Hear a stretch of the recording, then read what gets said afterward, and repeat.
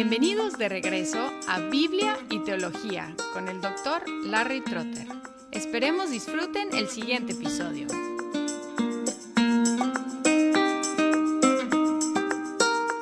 Hoy en día es común escuchar críticas de la Iglesia, aún entre los que se consideran cristianos. A veces la gente dice, sí, yo creo en Dios, sí creo en Cristo, pero no quiero tener nada que ver con la Iglesia.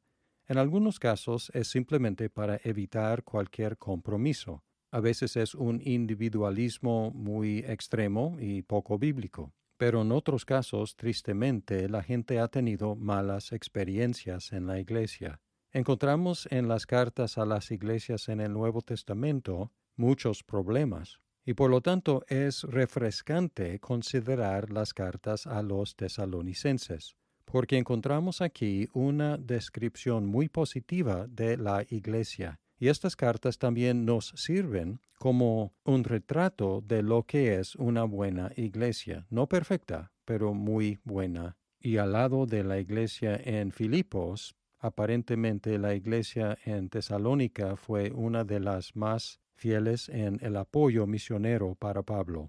El saludo en la primera carta a los tesalonicenses dice, Pablo, Silvano y Timoteo, a la iglesia de los tesalonicenses en Dios Padre y en el Señor Jesucristo.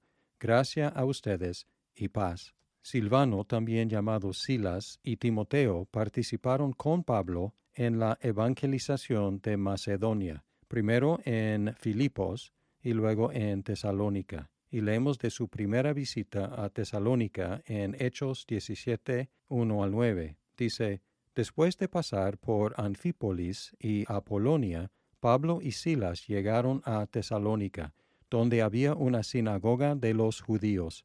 Y Pablo entró según su costumbre, y por 3 días de reposo discutió con ellos basándose en las Escrituras, explicando y presentando evidencia de que era necesario que el Cristo padeciera y resucitara de entre los muertos, y diciendo, este Jesús a quien yo les anuncio es el Cristo.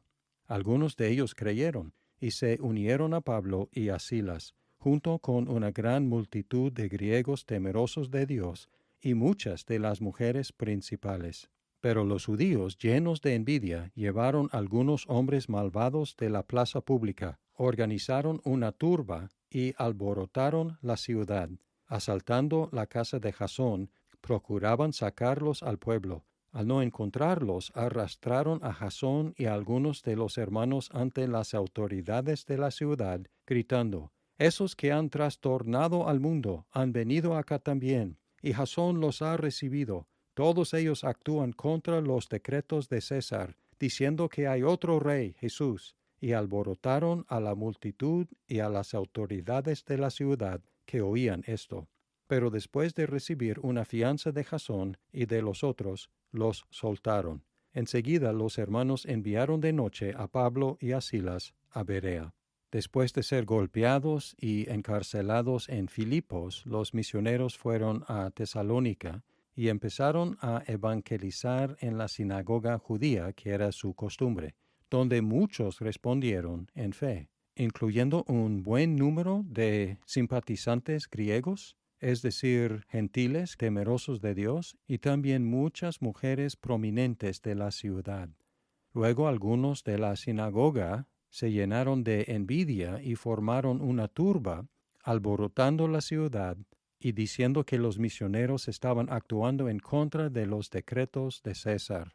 Las autoridades recibieron un depósito de Jasón su anfitrión, quizás con un entendimiento de que él los conduciría fuera de la ciudad. De hecho, los nuevos convertidos inmediatamente enviaron a los misioneros a Berea. Así la iglesia en Tesalónica nació en medio de la oposición judía y también oficial, y los misioneros desaparecieron de la noche a la mañana, lo cual aparentemente fomentó unos rumores acerca de sus motivos. Habían llegado estos extranjeros, habían predicado un mensaje nuevo, habían ganado algunos seguidores, Y luego, cuando algunos problemas empezaron, ellos desaparecieron. Y más adelante, Pablo va a tener que defender sus acciones y sus motivaciones. Pero lo que dejaron atrás fue una iglesia. Ahora la palabra iglesia significa asamblea. No se refiere a cristianos aislados individuales viviendo su fe en su manera o consumiendo contenido religioso. Al contrario, se refiere a una asamblea de personas. Esta palabra, asamblea, iglesia, se refería a Israel y ahora se aplica a los cristianos reunidos de todas las naciones. Y también se describe esta asamblea como en Dios Padre y en el Señor Jesucristo. Una descripción de la iglesia encontrada solamente en las dos cartas a los tesalonicenses. También como en todo el Nuevo Testamento, Dios Padre y el Señor Jesucristo están puestos al mismo nivel en paralelo. También como en muchas cartas del Nuevo Testamento tenemos estas dos bendiciones principales, gracia y paz. La gracia se refiere al favor de Dios hacia los pecadores, y la paz de Dios es el bienestar, la plenitud que Dios da, el shalom. Es importante recordar que la gracia es la fuente o la causa de la paz. Primero es el favor de Dios, luego la plenitud de Dios. La plenitud que encontramos en nosotros, en nuestra iglesia o en otras iglesias es resultado de la gracia.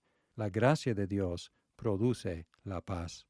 El favor de Dios produce la plenitud, el shalom. Y hasta cierto punto podemos resumir la Biblia así. ¿Cómo podemos resumir la mayor bendición del Antiguo Testamento? Pues shalom. ¿Cómo podemos resumir la mayor bendición del Nuevo Testamento? Es la gracia de Dios. Y así empezamos con estas dos bendiciones para esta iglesia que nació en persecución y experimentó y seguía necesitando, como todos nosotros, la gracia de Dios y la paz de Dios.